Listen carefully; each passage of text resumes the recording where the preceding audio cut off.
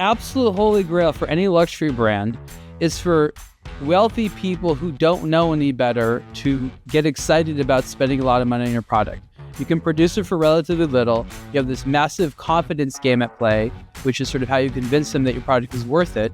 And you just sit there and smile, to yourself as they buy it, thinking like, oh my God, I hope there's more people like this. You know that by the time they buy their second, third, or fourth watch, they're already wiser. And they're like, wait a minute, is it really that expensive? My friends told me it doesn't have to be. Like, these are all the threats to this hegemony that they're trying to build with the consumer. Greetings and welcome to this week's aBlogtoWatch Weekly. It's the usual four that are here today, but let's find out how they're all doing. Great Wall of Ripley, how are you this morning? I'm well. How are you? I'm not too bad at all. Good morning, David. How are you? Good morning, I'm very well. A bit tired. I don't like sleeping outside of my own home, so it's just a one night thing for a family member. Driving back to Budapest this morning. Ugh. But yeah, I had a first coffee, so that's good. So you're a bit of a home bird. You like the comforts of your own bed and pillow. Yes, but I'm doing what I can. David never has these complaints when he's on a watch trip. I was going to ask exactly that question. Interesting. Because there are watches there. Yay, and free stuff. Maybe. And no family members. It's a theory of relativity. Time travels slower when you're with your relatives. Ariel, what have you ever taken on a watch trip to remind you of home? Oh, wow. I'm usually trying to shed all that stuff. It's the constant attention of children. That's what constantly reminds me of home. Yes, I was just thinking about what do I take with me? I mean, this is fun because the entire team would say, Ariel, but you travel with so much. You can't think of a single thing. All of my shampoo. That's what I need to remind me of home. All of your shampoo. Fragrance of shampoo and conditioner. You don't take a favorite folding chair or a pillow? I can't fit a folding chair in the rest of my luggage. But if you could, would you? A folding chair? Yeah. Or okay, an ottoman then. Definitely something to put my feet up. Absolutely. International House of Removals for Ariel's road trip. I would take a robe, and I would like to go to meetings in it. I'm not saying I wouldn't wear anything else. I just would prefer to go in a robe. That would be nice. Like the sort that you get, like a towelly robe, like in a hotel, or like a fine silk robe. No, like a full-on towel with an extender on it. Thick cotton towel with a hood, sleeves way too long. I have to roll them all up, all the way down to my ankles at least. So boxer cross with Harry Potter. This is kind of the vibe. Very, very velvety and billowy. Yeah. Maximum billow. Well, while we leave our audience, I don't think that AI image generation is quite up to generating that image, but I'll give it a go. And we'll see what image is that exactly? I'm trying to. Well, I think we'll get a full image of you, and we'll see if the AI world can dress you in a full toweling boxerette. I think with the right pair of strange sunglasses, I can pull off the robe indoors. I can, basically confuse the luxury people. I think like, is this high end fashion? Or are we not sure what we're seeing here? I think I can do it. But what would be the accompanying watch? Just a lot of gold. If you wear a lot of gold and big sunglasses and a robe, no one's going to notice that. You could be the king. King basically wears a robe. Gold, deep sea, full gold, Watches and Wonders 2024, deep sea. Now that I think about it, if I wear some type of a crown and a bathrobe, it's going to look great. Coming to Watches and Wonders 2025. In a crown and a bathrobe. I think... what do you think the smallest piece of real estate you can rent at Watches and Wonders is? Like, do you think you could rent like the equivalent of a telephone box where Ariel can just sit there in his robe like, what? Remember the film? A scepter. Remember, I now have a scepter. Now I have a machine gun. The film Big, where he puts the coin in the guy's, is it Zoltan or Zoltar? I don't know where I'm dragging this memory from. Something like that. Zoltan, I think. I think something like that, just a little cubicle with you sitting in it, maybe situated between Bremen and Chanel. Yep, just right in the middle there. Brands And that are not even next to one another, but yeah. Exactly, but let's put them next to our first Floating in dream. space, in the ceiling. Floating in space, virtual. And people can just come past and push a button or put a penny in the slot for a bit of Ariel wisdom. There we go. I'm Okay. Zoltan or Zoltar. Yeah, you're Zoltar in this. I see. Yeah, and I I'm think you just giving their push the watch button. fortune. Yeah, you judge them. You instantly judge their watch. You hold up your watch and That's Ariel their will watch. give you an opinion on it. You're Or their thinking of managerial good ways to decisions. spruce up the show. Definitely. And that's good right. ways. The button on the left is for watch judgment. The bottom on the right, button on the right is for managerial judgment. How well have you managed your I love brand how this your year? problem with Watches and Wonders is there's too many watches there. We need other things that have nothing to do with watches. Strange Exactly. amusement rides and attractions. I think it's the way to go. Oh, come on. You know somebody in the background saying, could we just get a wee choo-choo train to go round this? Oh, Ripley's weighing in. Here we go, Ripley. From the mind of Ripley Sellers. It doesn't sound bad, if they're trying to get more of the people to go to it, sprinkling a little bit of Coachella vibes in might be a good idea. So in addition to this, there's a giant art piece, and so is playing at 1 p.m. We could just we have so many irregular appointments. Let's go throw a concert schedule around it. So at any given point in time, there will just be this massive hurdle to go through. I love how all conversations basically point to Watches and Wonders with psychedelic drugs. It's just all conversations converge to that point. Is there a big psychedelic drugs in the Swiss watch scene, do we think? There Or do we needs think to it would be help more. if there Yeah, it needs to be yeah. more? That's the judgment. More psychedelia and mind-enhancing drugs would be the way to go. Okay, well, on that note, let's see if you think that consumers would be better on more psychedelia. Ariel, your article this week, Ariel's thoughts: consumer expectations for watches have outpaced their affordability. Are you suggesting that we want more than the watch brands are prepared to give us? That's part of it. This all goes back to me trying to measure what I call collector happiness. I think that when collectors are happy checking out watches and buying and wearing watches, that's a good thing. And when there's things that make them unhappy, that's bad for the hobby because unhappy consumers flee and they try to find other hobbies that make them happier. And so one of the things I've noticed for a long time is that people consistently complain that the watches whose features and designs they like, they can't afford. And I started looking at this more and more, and I've come to the conclusion that one of the side effects of the industry, quote unquote, educating people so much is to tell a large amount of people that the watches they really want are ones they can't afford. And so now you have a delta of sometimes many thousands of dollars, sometimes hundreds of thousands of dollars between what your heart wants and what you can buy. And that leads to some cognitive dissonance. Not saying this is entirely true all the time, but again, the industry has spent so much time dangling really cool, exotic things, precious things, complicated things, that a lot of people, I sometimes find, consider the watches they can afford not a letdown, but like a real compromise. And I wonder if this is a problem. I wonder if people are thinking about this. And I also wonder if the education needs to go in the other way, whereas, it's not just the ultra expensive watch that will make you happy and demonstrate you as cool to your buddies and your colleagues. Sometimes there's other ways to go as well. The response to this article in the comments seems to be overwhelmingly in agreement with my sentiment, which leads me to believe that there's other people out there that think the same way and that this is, in fact, somewhat of an issue. So let's start at the beginning because it's a very good place to start. Have watches actually got more expensive over the last 10 years in relation to what they give? Because it feels like it. It feels like it's beyond inflation. So this is not just a recent thing, but yes, in the last, I would say 5 or 6 years, a lot of prices have really, really jumped up by double-digit percentage points.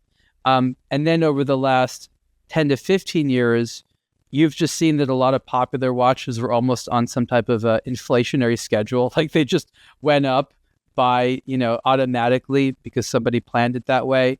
And so I would say that watches that within not too long ago memory went from like $2,000 to $10,000. And that's an incredibly high jump. And then even at the high end, you have watches that literally 1 year were like, let's say 100,000, still a lot of money. And then 2-3 years later, all of a sudden for the exact same watch, 120, 125, even like 130 or 140,000, same exact watch, that level of increase. And it's done kind of secretly, and they're not really announced, and they're at watches, they're at these high price points.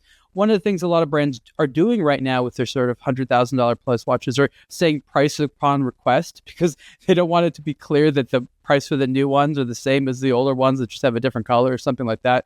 So that's what I'm seeing. I'd love to hear your guys' thoughts on what you've seen.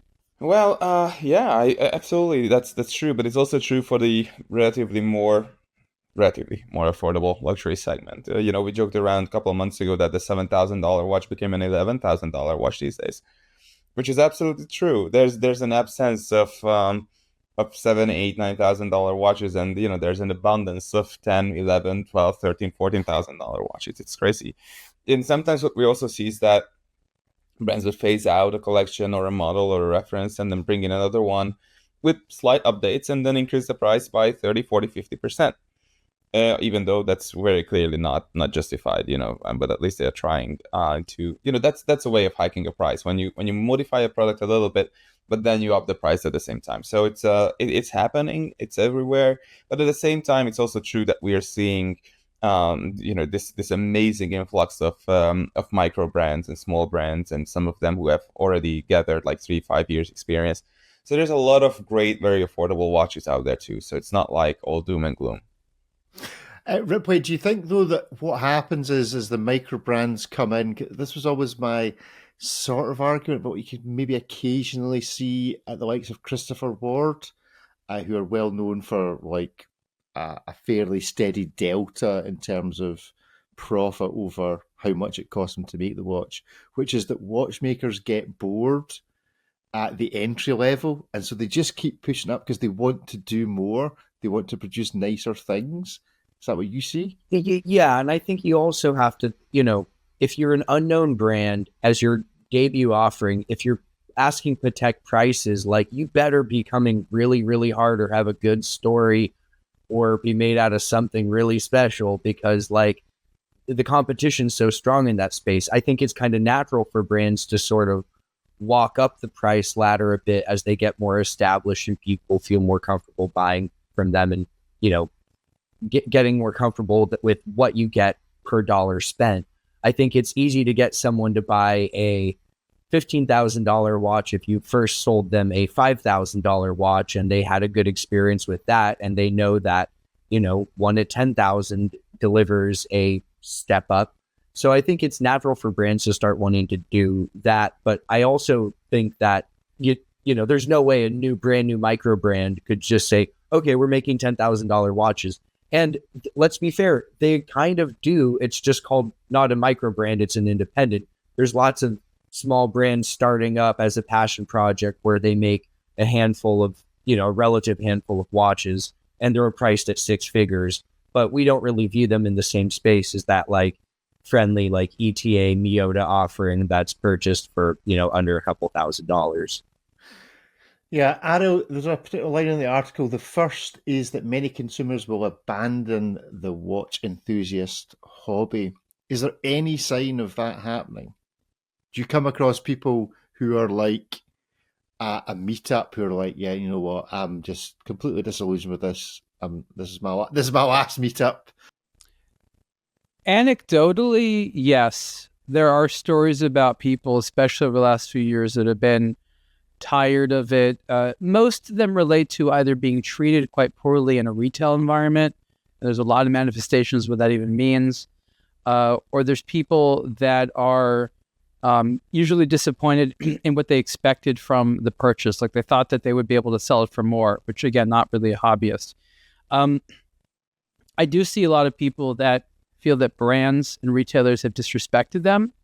And I can understand this. You just sort of, we joke around about this a lot, but like, a brand or retailer has something new to sell. They're like, I'm going to call up one of the, usual suspects. This guy's pretty reliable.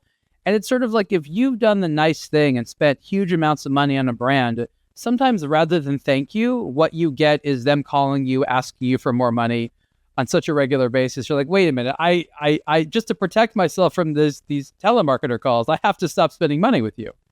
And these people can be turned off as well. And again, this really goes down for a lot of these folks of how good does the hobby make them feel. And that's not just owning the watch and wearing it, but it's also your interaction with the brand. And it's hard for some people to be like, wait a minute, 2 years ago, it was this much, and now it's this amount.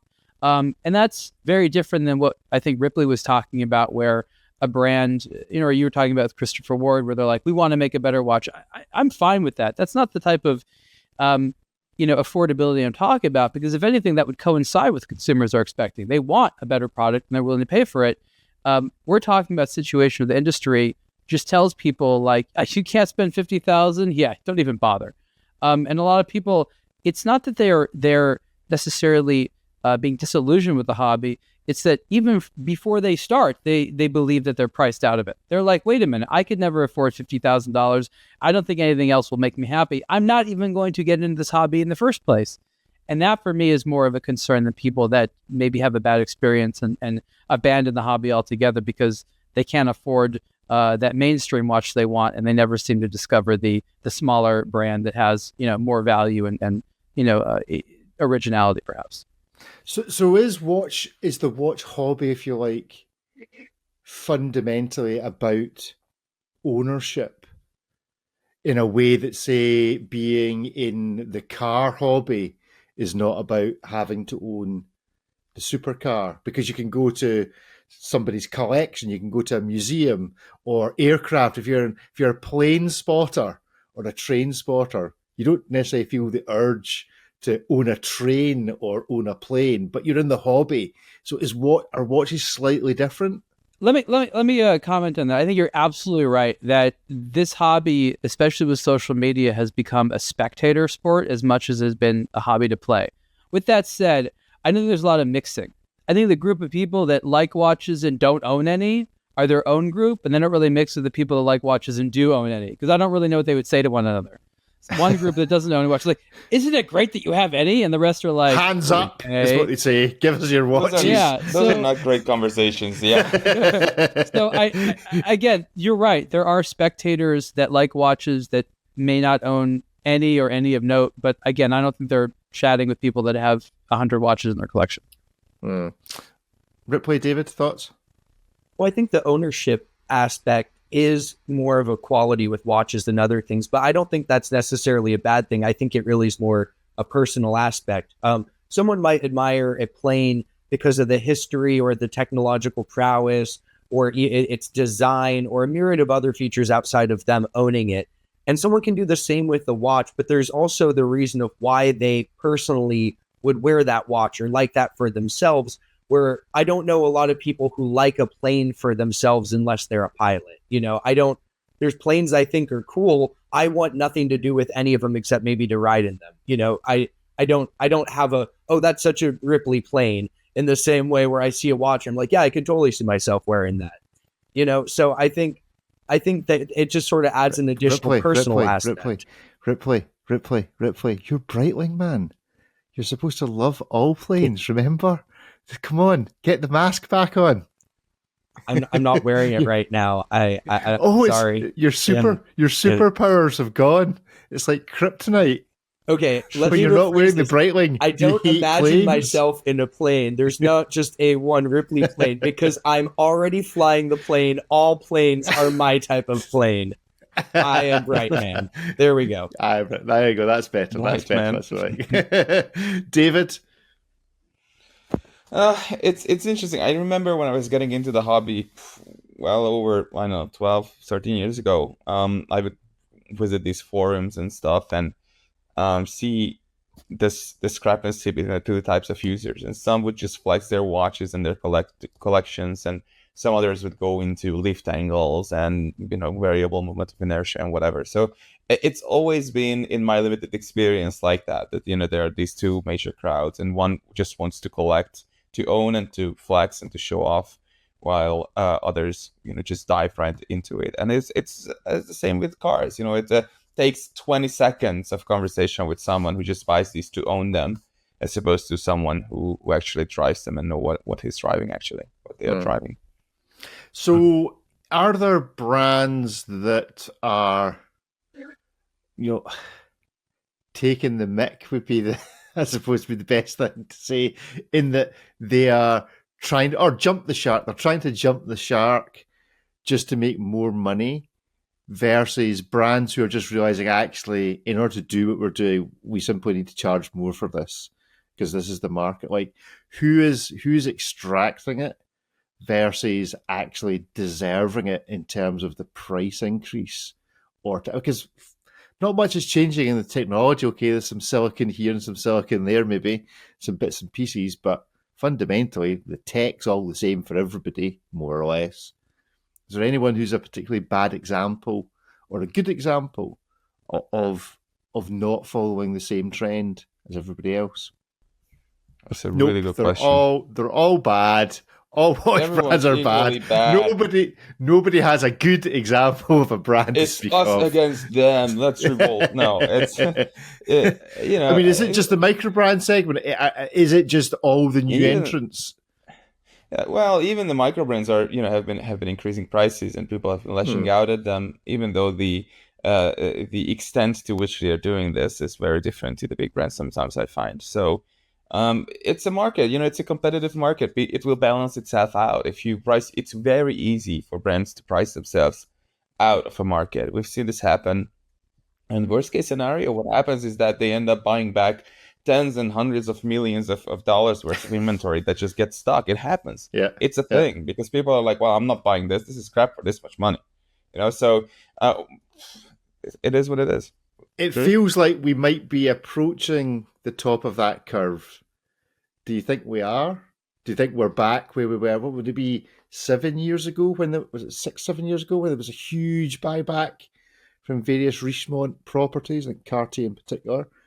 Does it feel like, we've reached peak, whatever it is? Peak greedy. Ariel? Are we at peak greed, or is there more greed to come? Greed is good. Oh, greed prime is always off in the future. Greed prime. That's the whole point, is you keep climbing the ladder of greed, thinking you'll extract more and more margin. I mean, these are people that they're like, 20% margin? No way. I want 25% margin. I mean, these people want to extract more profit per transaction. That's their ultimate goal.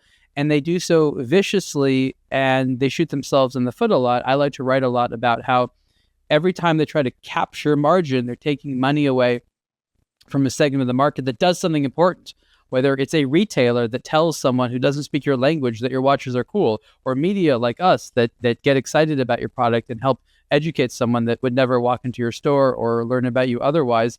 All these instances of them taking this money further decapitate one of their heads. And that's, I think, one of the concerns. And so these brands need to be more and more gimmicky because they less and less have this ecosystem around them that can sort of traditionally do it. And we will think back with a lot of nostalgia of sort of what it was like innocently to have a retailer that cares about you and wants you to do well. Those are some, I don't know, maybe things of the past. It feels like there are a number of watch brands now that are selling their watches because they're expensive, not because of anything to do with the watch. It's moved to peak prime luxe, which is not about what this thing actually is. It could be anything, just happens to be a watch. It could be a super yacht or a supercar, but in this case, it just happens to be a watch, and everybody knows it's really expensive. And that's all anybody cares about, is just how expensive it is. That neither the wearer nor even the person selling it to the wearer has any interest in the capabilities, the technicalities of because it's the holy grail. The absolute holy grail for any luxury brand is for wealthy people who don't know any better to get excited about spending a lot of money on your product. You can produce it for relatively little. You have this massive confidence game at play, which is sort of how you convince them that your product is worth it. And you just sit there and smile, to yourself as they buy it, thinking like, oh my God, I hope there's more people like this. You know that by the time they buy their second, third, or fourth watch, they're already wiser. And they're like, wait a minute, is it really that expensive? My friends told me it doesn't have to be. Like, these are all the threats to this hegemony that they're trying to build with the consumer. That's their goal. They don't want an educated consumer. I've had retailers tell me how much they hate watch lovers. Like, oh, these are the guys that waste my time. They want to talk about the watch and they're haggling and they don't want me to make any money. They would love to never speak to a watch collector. Many retailers have said this over the years. I think times are changing now because they're like, wait a minute, no one else is buying this weird stuff.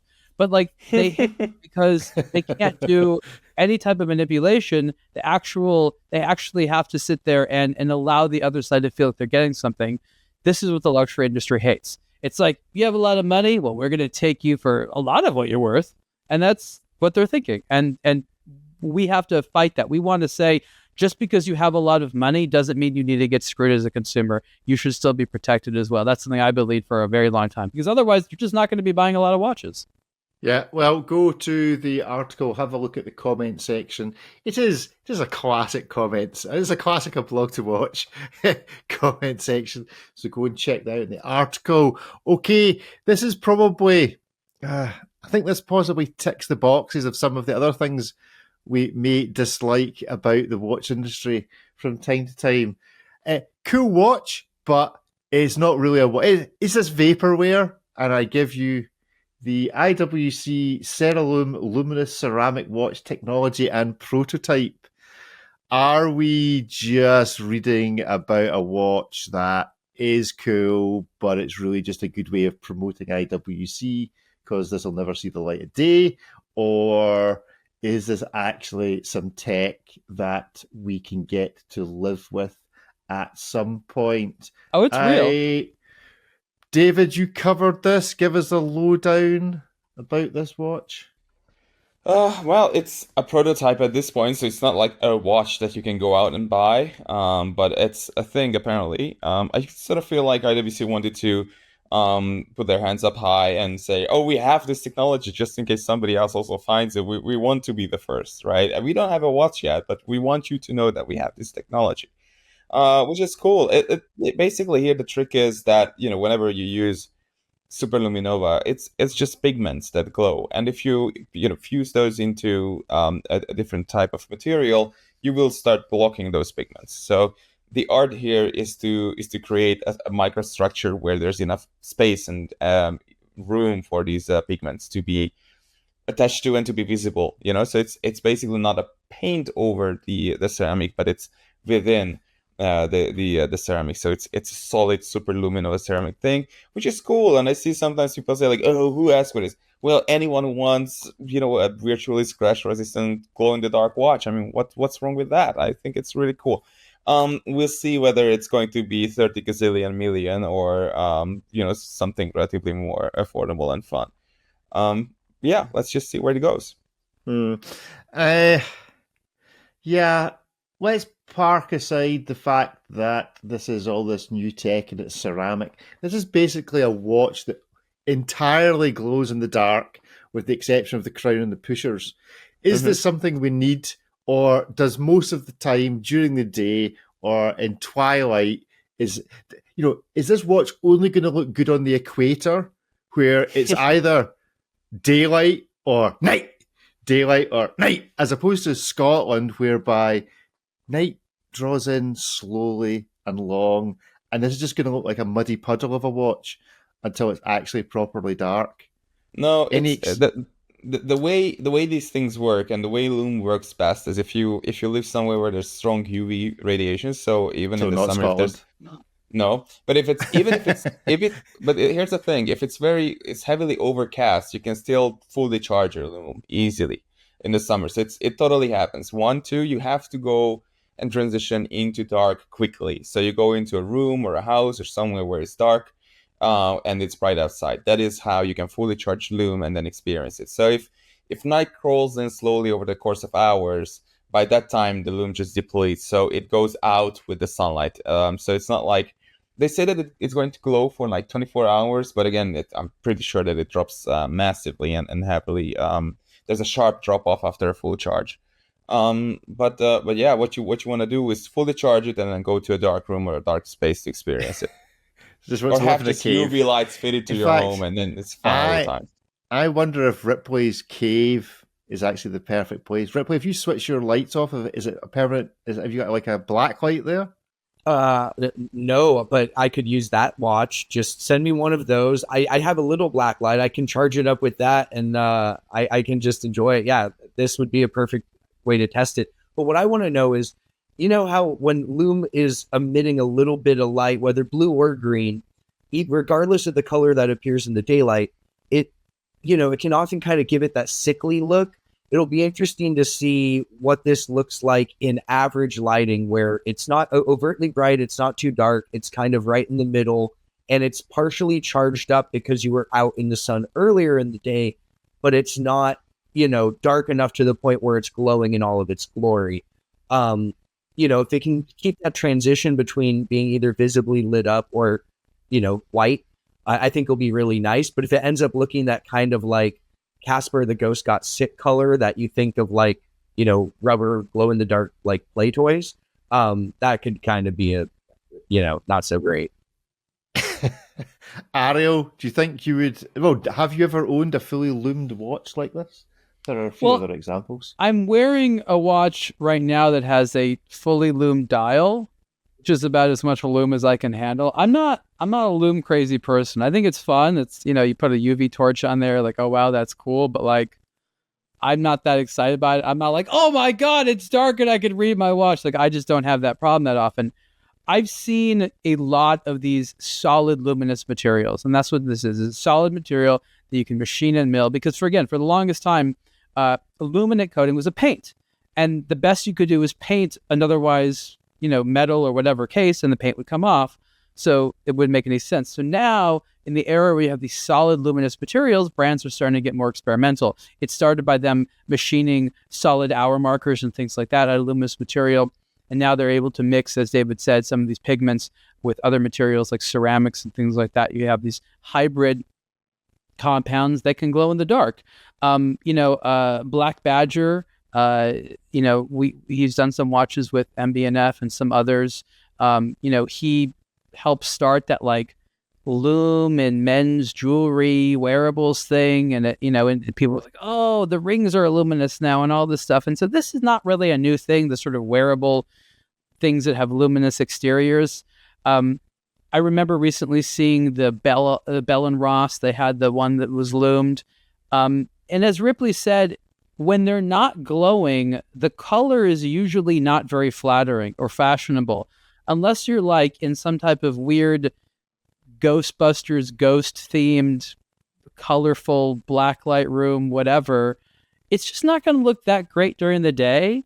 And so I think what IWC has been doing, and I think what Chris's philosophy is, let's take this core shape of our big Pilot's Watch chronograph and then try to get this profile popular in a lot of different ways, different colors, different materials, different sizes. But he wants to take this profile they've been doing a long time. And for him, that's the classic. That's the thing you celebrate. And let's do it in any which way you can. So I think this sort of like, everyone's experimenting with cases and materials and things like that. And yes, the enthusiasts love Lume. So for them, they're like, oh, this makes sense. I don't really think they're thinking too much beyond. I don't think they're thinking, does anybody want this? Anyone need it? Does it, check off the boxes that we're trying to do right now? And yes, it is. Do I think ultimately most people want to wear this? No, not at all. So what do we think then about the concept of concept watches? Like concept cars, when you see them at a motor show and you're like, yeah, it's really cool, but the production model's never going to look anything like that. Is the watch industry better at producing concept watches and then following up with something that actually does resemble the original concept? No. Or is this just a way of getting a bit of publicity, and like the famous Zenith piece of vaporware that I once ordered and never saw the light of day, it will just disappear and folk will forget about it and you'll never see it in the catalogue?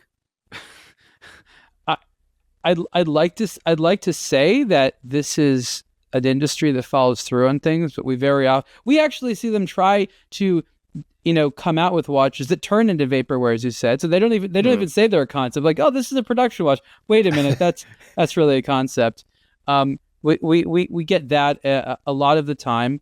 And I think another problem is these are companies that too often want to see what the consumer wants to do. They're not sure enough in something to fully develop it. They're like, we're going to come out with some super half-assed version. If people order it, maybe we'll try to make it.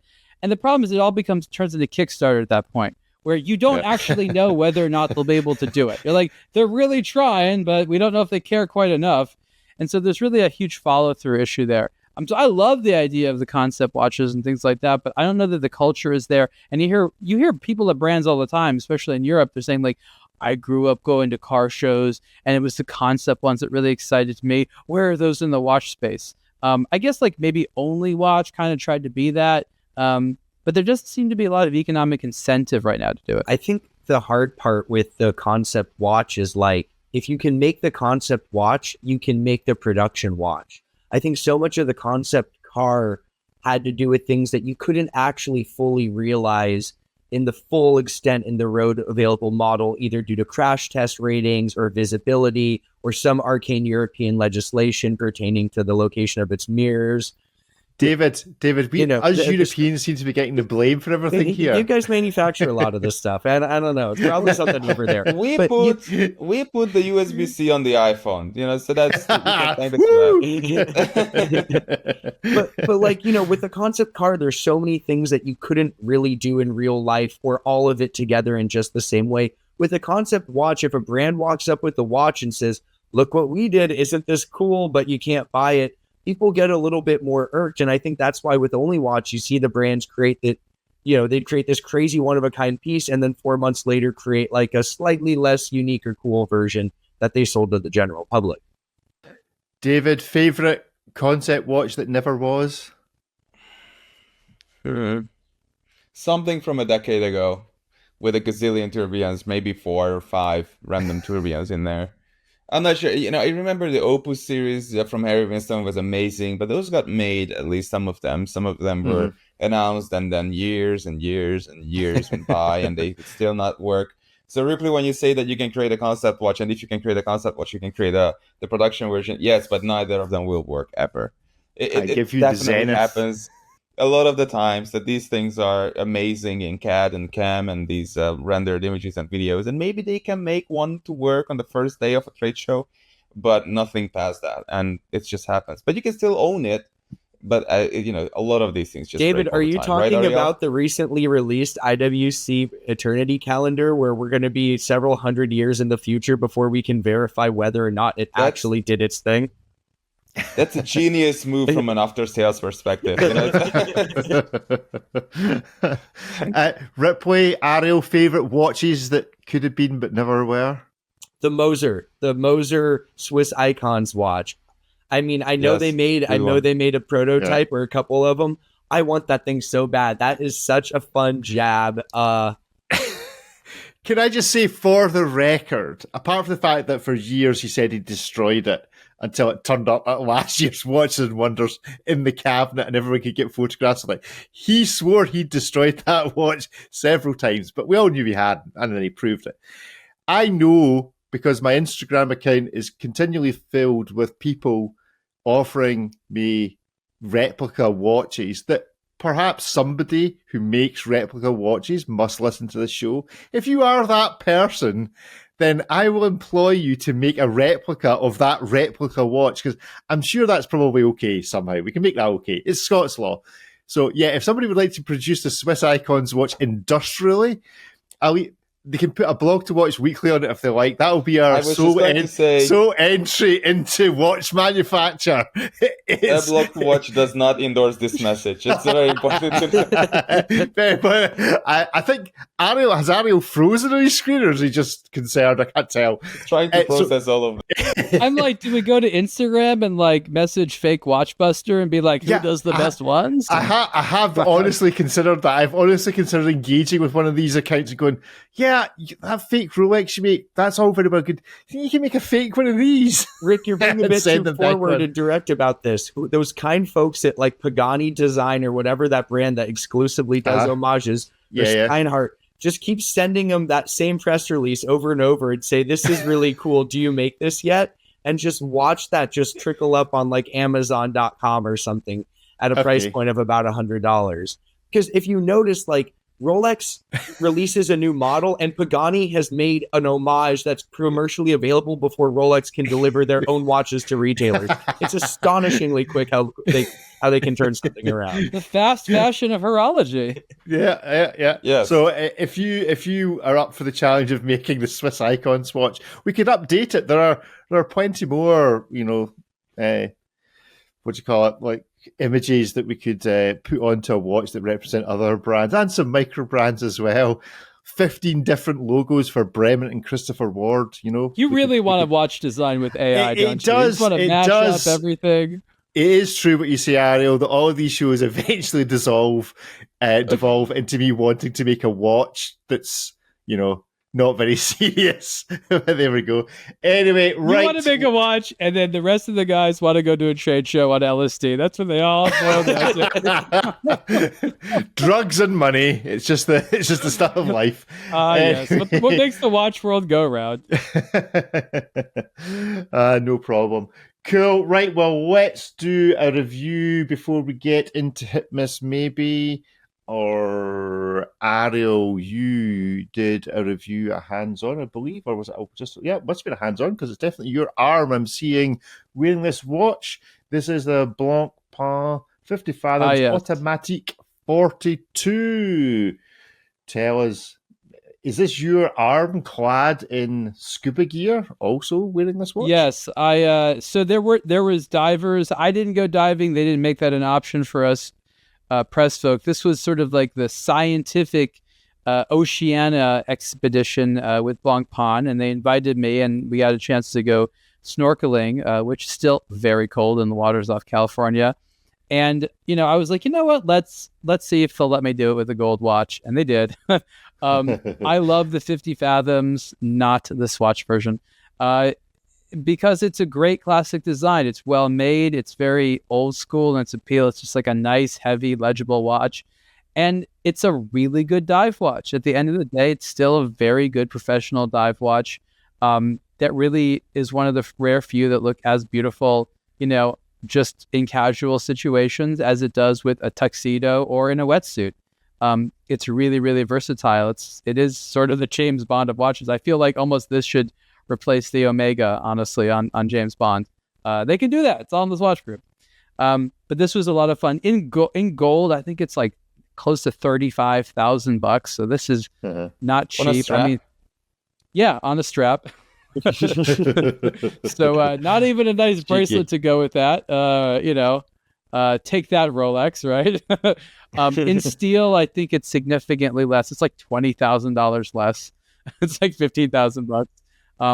The watch came in a smaller side. It came in a bigger size. This is sort of the mid size of 42. The bigger one is 45, which I still like, but admittedly 42 is going to be a little bit more versatile. So if you just want a standard style dive watch that's very luxurious and in gold, it's not a very big market out there. It's like this and the Rolex and not too much else. And it's a great conservative watch. It really does a good job. And again, it's a real sports watch. Good stuff. Gentlemen, what's your experience of the 50 Fathoms? I mean, I like it. I'm obviously Team Submariner when it comes to the classic divers, but the Submariner is just kind of like the most basic dive watch. There's a million things that kind of now look like it. And the 50 Fathoms is kind of the other style of dive watch. Like you go back to the 50s, most of them kind of either trickled down either the Blancpain 50 Fathoms route or the Submariner route as far as the just kind of general aesthetic template of it. But I've always liked the Blancpains. I prefer the older ones. I don't like the 430 date on the current ones, but I like that it's just kind of its own thing and just sort of is now a much dressier version of the original. because that's what the brand is. You know, it's $35,000 for a gold watch on a rubber strap. That is a luxury purchase. You know, have it be a little dressy. It's not like this needs to be the uber utilitarian dive watch where it's all functional. No, it's a $35,000 gold watch. You know, it can have a slightly ornate design. And I think this delivers it in a way that, the Rolex Submariner simply doesn't. David, gold watches for diving, yes or no? Hit miss maybe, gold and diving watches. Hit me stupid. Do you feel extra? Like do you feel extra nervous, Ariel, diving with a gold watch on? No, he doesn't own it. No, you know where the bottom is. It's gonna. At least it's gonna sink straight down. It's not gonna drift in the tide. When you drop, it's where it lands. I think it'd be great if somebody had a strap that if it somehow like detected it wasn't on your body, it inflated and just sort of floated to the surface. That's for me. That's like it's kind of like a version of the emergency, but just for the watch itself. Yeah, 1st of April's coming in quickly. But by the way, I had a response for the concept watch that never really made it. Not for me. It's the Thermotron in the 80s where they wanted to make a watch, a quartz watch that was powered by your body heat, which they got close to, but ran into some practical issues. But that's the one that I always wanted to work. The Thermotron does sound like a cartoon character. Yes. One of the practical issues was that it would not work. Hasn't stopped Small the watch hurdle industry. to overcome. Many In times. theory, it did. Lightsabers don't even work in theory. At least the Thermotron does. Yeah, maybe like a Swiss Icons watch gathered of all the watches that didn't work. I can think of one from Tag Heuer, one from Zenith. You've added the Thermotron. There are probably a few others that we could, because if the watch never really existed as a watch, then can they sue you if you produce a version of it that does actually work? Well, what if it doesn't exist anymore? There's that one watch that was powered by water, which seems so backwards, but I love it in concept. But I think that was commercially available. Like people bought it and owned it.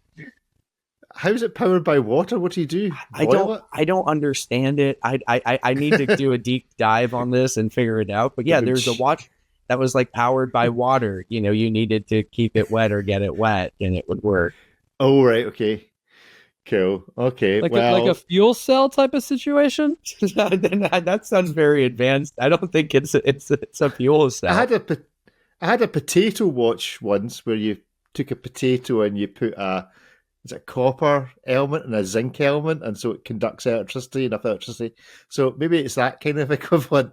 You just carry a small potato around on your wrist. The watch is called Wave. It was made in the 90s, and it's water powered. And it looks. It looks like on the Google hunt. Yeah, I looked at. Okay, yeah. We'll go ahead and it's called the Wave. Yeah, it looks like a weird Casio thing, like a square box. It's white. Good stuff. Well, you can go and search for that. We'll maybe try and include it in the show notes. David, any final thoughts on Blancpain and gold watches for diving in general? These look, I really don't like it when people say it, but these do genuinely look a lot like the plastic ones. Sometimes it's very difficult for me to tell these apart from the Swatch versions, which is not great. That's my final verdict on that. Yeah, I'm sure in real life you can tell, of course, but on the pictures I'm just annoyed that it's not immediately apparent. Well, that's the funny thing, when we were saying earlier, like Ripley was saying, so many things look like the Rolex. I'm like, well, the unfortunate thing is that this Blancpain does look like a $400 watch, right? I mean, that is the way you solve your, if it sinks to the bottom, automatic floating, is just make it out of plastic. So if it falls off it just floats. So first there was magic gold, now there's plastic gold. Plastic gold. They don't float, dude. I haven't. No. The moon, like the Blancpain moon swatch thingy. The Swifty Fat. It doesn't float. Like we've confirmed that. That would be hilarious. I would love that. I'm gonna do that as soon as we finish. I'm just gonna go throw it in a cup of water here. Ripley's having a bath. Good stuff. Right, well, let's move on. Let's play Hit Miss Maybe. We have a couple of guests coming on, so if you're tuned into YouTube, you can watch the full Hit Miss Maybe. We will see how many we get through. We'll probably put a couple, maybe 3, into the podcast. The rest you can find on YouTube. So let's let some guests in. Well, we now invite onto the show Pete and Alon. David has left us as he's got better things to do than speak to us on a Tuesday morning. I don't know what those things could possibly be, but he's a way to do them nonetheless. So let's do what we usually do as we start Hit Miss Maybe, find out who everybody is, where everybody is, and what everybody is wearing. So, Mr. Ripley Sellers, in front of the real wall rather than a portable wall, where are you and what are you wearing? I am in, you see the wall, means I'm in LA, and I am wearing the RZE Urbanist, little titanium solar field watch. We'll have a review of this coming on the site soon. Yeah, they're nice watches, very nice watches. Ariel, where are you and what are you wearing? I am, as always, in Los Angeles wearing a Zodiac Pro Diver in steel with a very luminous dial. Very luminous. Don't know why a watch needs to be that luminous, but I'm trying to determine that through this review. Is it feasible that while we're on camera here, you can hold that watch up and switch the lights out in your studio at the same time? To see It is if not, it is actually sir. luminous? It is not. I've ruined taken the the magic. pictures. Okay. It has two colors of lume. You know what? Wait a few days and the glorious lume shots will be online. Okay, cookie. Mr. McConville, how are you? Where are you? And what are you wearing? I'm very well, thank you. I am in Melbourne, Australia, and I am wearing the Zin 105 UTC. Very nice. Nice Zin watch. Good to see. Alon, how are you? Where are you? And what are you wearing? Hi. I am in Amsterdam, the Netherlands, and yesterday evening I received my Toledano Chan B1. Very good. So been rocking that for some hours. Very good. Very nice indeed. We'll put some images of that in the video. I'm in Scotland. I'm wearing a Panerai, but because he's not here for a change, I will say that on my desk is Guy's watch, the D-Trash, which is actually very nice. But I wouldn't want to say that when he's actually here because he'll get a big head. But I believe some of his watches are now available for purchase. I'm sure he'll be back to shill for his own company again. Did you say trash? D-Trash. It's called D-Trash is the brand because it's made from recycled materials. So there you go. So it's kind of leaning into it. It's very nice, actually. It's proper. It's got some proper weight to it. And to be fair to him, he has put a decent strap on it, which, seeing as that's what he's known as on this show, he has actually followed through with a good strap on it. So I'm sure he'll send you one to have a look at, Ariel. Should be delighted. I just didn't know trash review. was in the name. Usually not a term we want to associate with these items. For those who are involved or who... What's the TV show? Loki, the TV show. It's kind of got a sort of Loki-esque style Miss Minutes type logo on the back, which is quite fun as well. So anyway, that's enough. That's enough free promotion for Guy, seeing as he's not here. Go check that out, and he'll no doubt be back shortly. But let's talk about what we're going to play Hit Miss Maybe on. And first up this week is a little something that Mr. Ripley Sellers has reviewed. The Ulysses Nardan Diver Net Ops and Diver X Skeleton OPS watches. It sounds like a bit of a mouthful to start with, but are these watches worth the title? Ripley, give us a quick lowdown on your review. So last year we got the two different Freak Ops, the Freak 1 Ops and the Freak X Ops watches, with the Ops being short for, like operations, which basically just means they did like pseudo tactical kind of versions of these models with sort of these like khaki green and black colorways. Now we've got diver ops versions. We've got, the diver X skeleton ops, and then the standard diver net ops, which uses a lot of recycled materials as well. So now basically they're more or less line extensions, but they're line extensions of their respective collections and within the greater ops universe. So now we have two ops divers, but aside from the colorways, they're largely, the same as what you have already in the catalog. The ops universe, I do like the sound of that, the X ops universe. But the question is, are these watches a hit, a miss, or a maybe? So on the count of three, give us your vote. 1, 2, 3, go. Hit, miss, maybe a wide range. Alon, Tell us why it's a miss. First of all, a miss because it's a bit of a mishmash of everything. I love Ulysse Nardin, and I love their divers. I love their skeletons. I like the Freak X. So these colorways don't do it for me. I don't like the mix of all these materials. But the biggest reason why it's a miss is because they're using the title OPS for the second time. So it's a line extension. And I've learned that Mr. Martin Klokke, the owner of Sherpa Watches, has the trademark OPS. So Ulysse Nardin is stepping on a copyright toe. And he's apparently reached out to them and they're dismissing it. And I don't think that's cool. So it's a double miss for me. Oh. Controversy on hit miss, maybe. We will see. Ripley, you reviewed it. Give it a hit, I think. No, it's a maybe for me.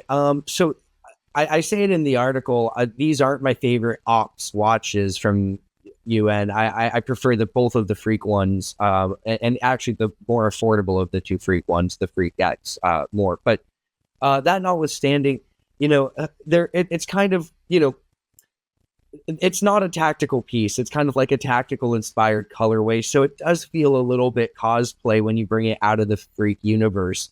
As I mentioned in the piece, I like the juxtaposition of the super technical, highly complicated, kind of elaborate watch like the Freak, paired with this Ops colorway. It's like sci-fi land. A tactical color diver, we have a lot of those, that's not really all that novel to me. So it doesn't resonate with me in the same way that I really like the Freak Ops watches. But that said, I don't think they're bad looking pieces. If you're looking for one of these two UN divers in olive green, here you go. Pretty compelling. They don't cost more than the standard ones. Okay. Ariel, thoughts? My principal problem with these is theme and cohesion. I expect a lot of those things for this type of money. The movements are great, as always, from Ulysse Nardin. They're nicely finished and they perform well. Again, I don't understand this whole ops thing. This is very confusing. I understand like ops operations. Nothing about these watches says military or wanting to have them anywhere if you are doing anything military-ish. It's sort of a very fashion approach to this combination of themes.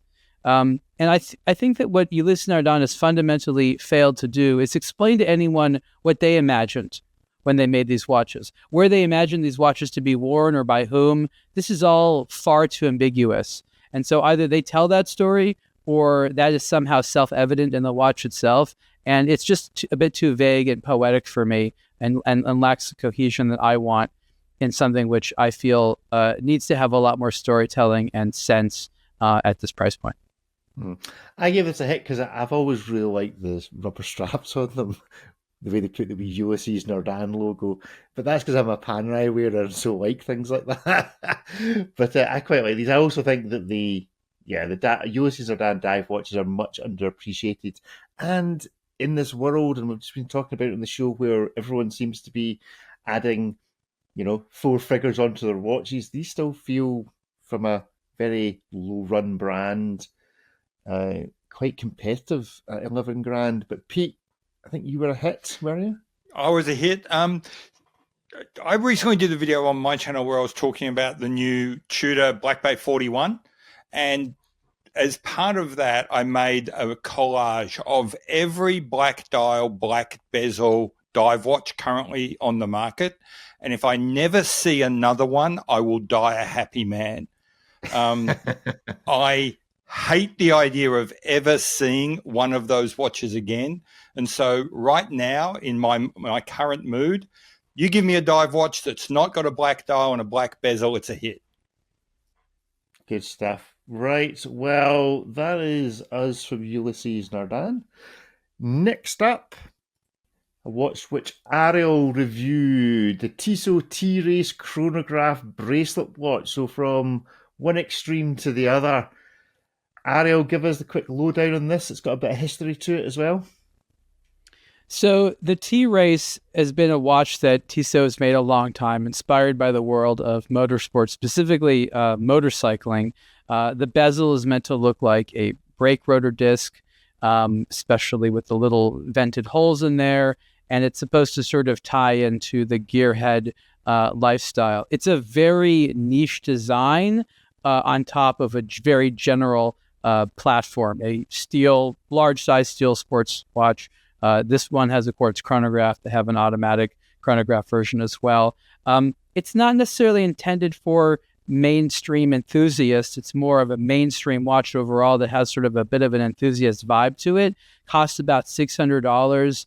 It's a little old school in some ways, sort of a big chunky watch. It's heavy, but for the demographic it's aiming for, I think it works well. It's got enough personality and also does its job as a watch well. And so I this is the type of watch I want to see on people that are not self-proclaimed watch enthusiasts. I want more of this stuff out there. And it also shows that Tissot can make a very competent watch at a decent price point. And again, in its circles, this collection does pretty well. So it's probably the best T-Race they've made so far. But again, it depends on whether or not you have any type of relation to this design or any fondness for it. Okay, Ripley's already chomping at the bit to get to his signs. Right, I can What's see the worst one? Can we pull that up really quick, Ariel? What is the worst T-Race? There's a large number of options for that. Well, I just want to see the delta. Like, wait, if this is best, how far down do we have to go before we hit the bottom? Okay, I think Ripley might be revealing ahead of the vote. It's against the rules, Ripley. Okay, I have to confess you that I appear to have lost my miss sign, so I'm going to have to unfortunately give it something else. But here we go. On the count of three, hit, miss, or maybe. I have a maybe. Miss, hit, miss. Okay, mine's technically a miss as well because I can't find it, but I'm having to give it a maybe. Okay, this is a miss, whether you like the aesthetics of this or not, and I don't. I think this watch has officially won the race for the most different fonts it's possible to have on a watch. The chapter ring numbers are a different font from the subdial numbers, are a different font from the Tissot 1853 numbers. So they've added a different font from the date disc. So there are 4 different kinds of numbers and each one of them is a different font. Why? Anyway, Ripley, you love this, obviously. I mean, okay, so Tissot makes some very lovely watches on the affordable side of the spectrum. I think this was $575. We're not too far out of the realm of like, a PRX, an automatic one at that. So, they can definitely make an integrated bracelet sports watch. This kind of feels a little gift shoppy. But at the same time, like, these are the watches, like Ariel said, I completely agree that I do want to see on other people. Like, when you see some guy like ordering a coffee and he's wearing this, that's to me way more interesting than just someone else in a Rolex. This is the guy's that chose to put like a brake caliper bezel on his wrist for the day. Maybe he rides a motorcycle or something, or doesn't, or maybe he just likes diagonal cut 3 dot lines. But like, I think it's niche. I'd like to see this on someone else. I just very much wouldn't want it for myself, and I think there's a lot they could have done differently.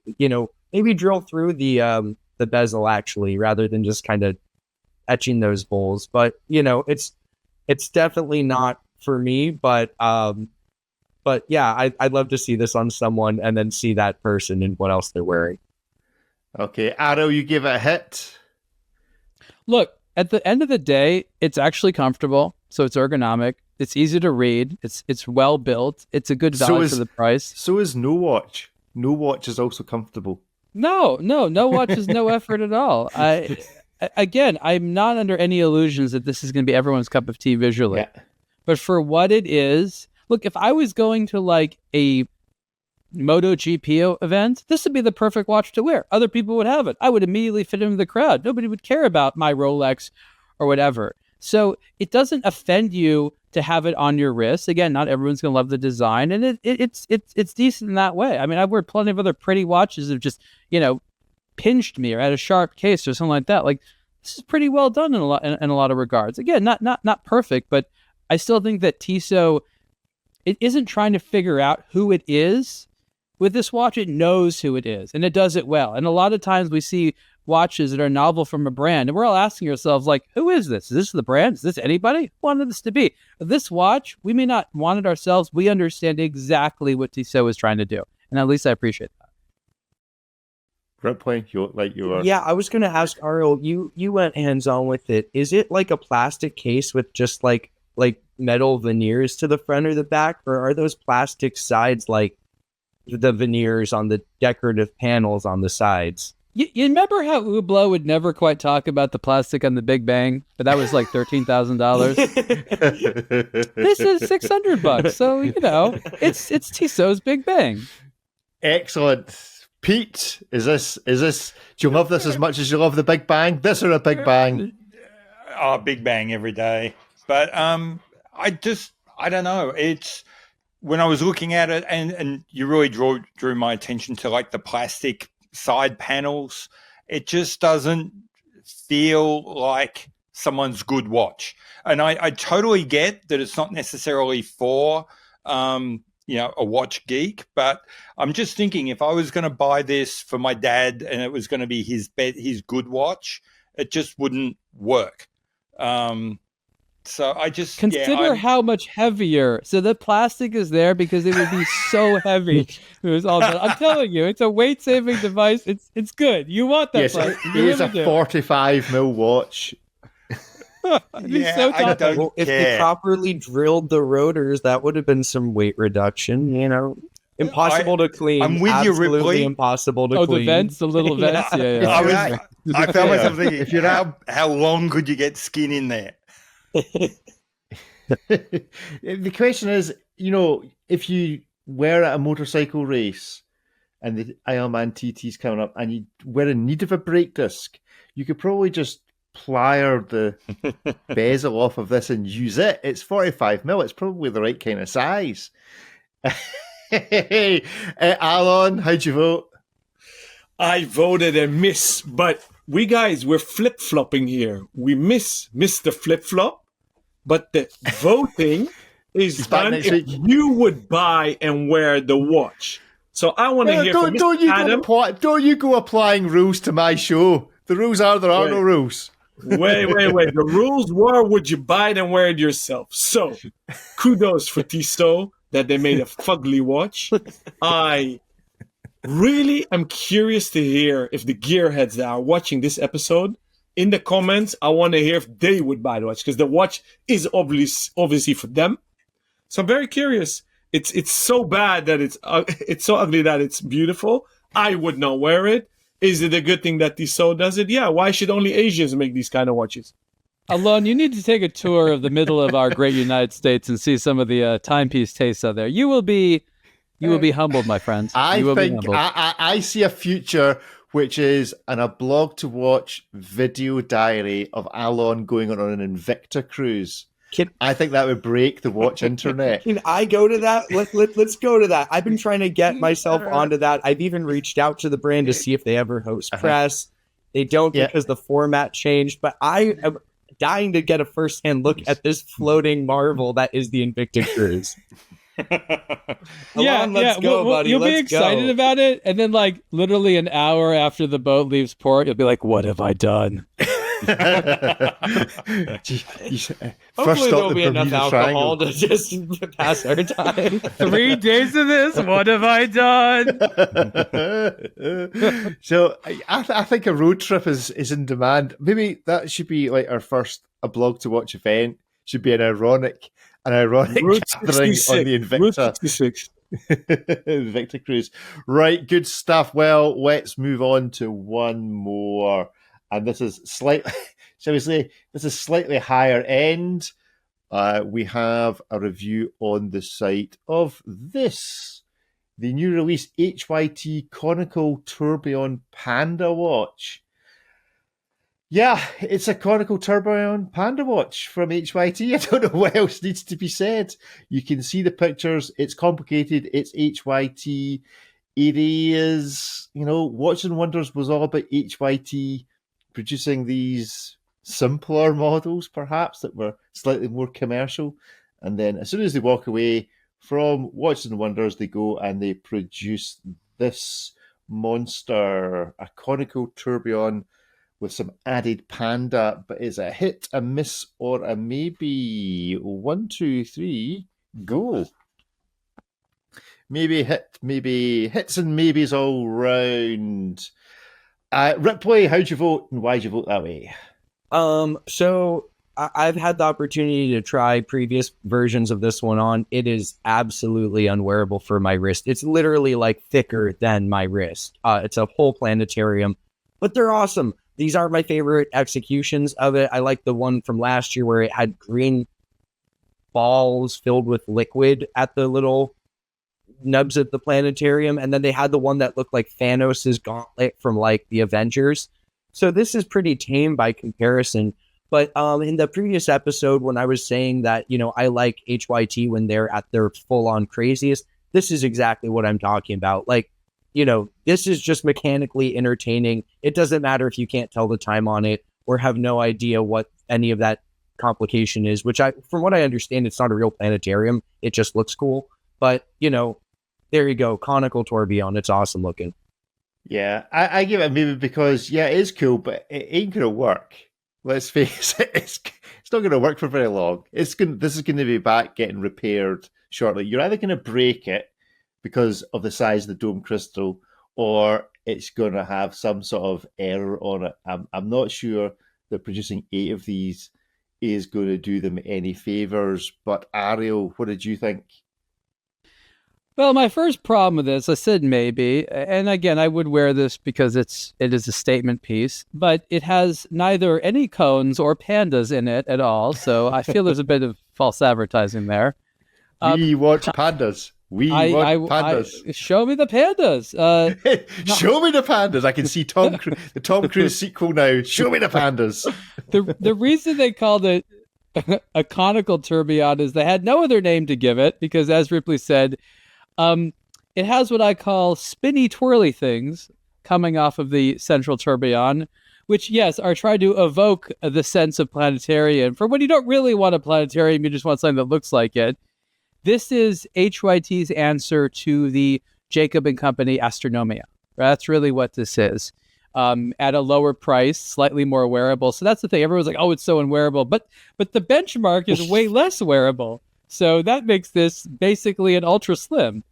And so it's a very strange piece to understand within the market. Again, it's a statement piece, but it's really a toy. Like, it's very hard to take a watch like this seriously. Like, the moment the world has any problems, you have to stop playing with these toys and go to more serious watches and pretend to be cultural items. This is through and through an expensive toy.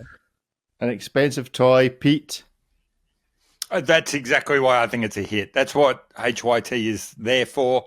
I think at the Watches and Wonders release, I was a bit critical of them because I felt that they weren't being true to who HYT is supposed to be. This is back to why they exist as a company. So I think it's a hit.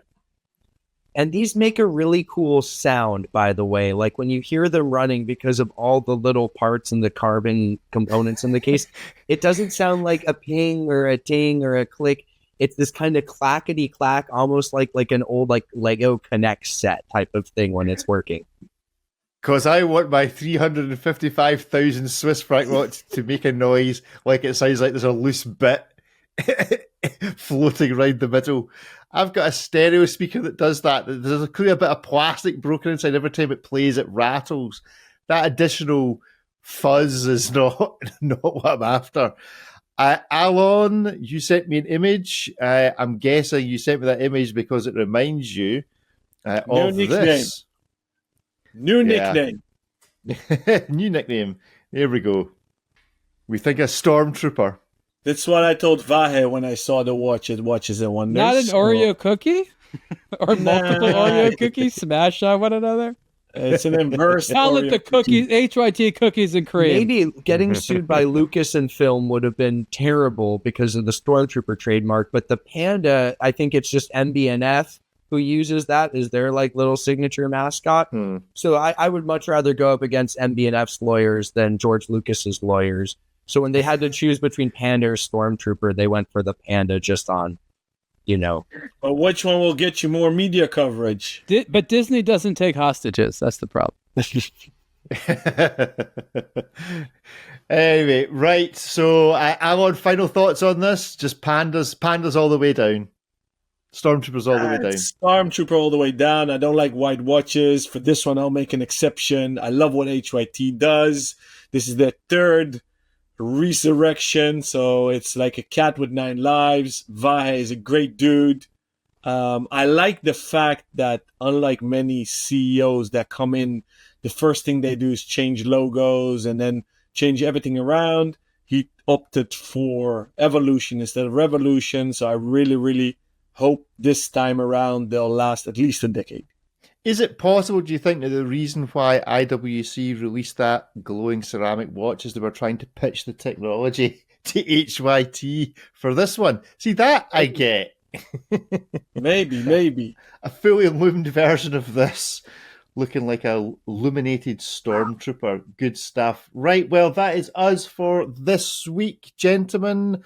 Why don't we give you each a shout out for what you're up to? Ripley, where can people find you on the internet, and what are you up to the rest of the week? You can find my works on the blog to watch, and I'll be writing up a very expensive new Richard Mille, which is very lightweight, later tonight. And then at the end of the week, headed off to New York for a friend's engagement party. Very good. Are you taking them a watch as a gift? A little Swifty Fathoms? I'm not. Well, we don't have a Swatch store here, really. So maybe if I can go there, I can go pick them up a Swifty Fathom. No, I'm Team Moon Swatch over the Swifty Fathoms anyway. Team Moon Swatch. Yeah. Ariel, where can people find you on the internet and what you're up to? Well, in addition to here on A Blog to Watch Weekly, the Superlative podcast, and my articles on aBlogtoWatch.com. Good stuff. Pete, where can people find you and what you're up to this week?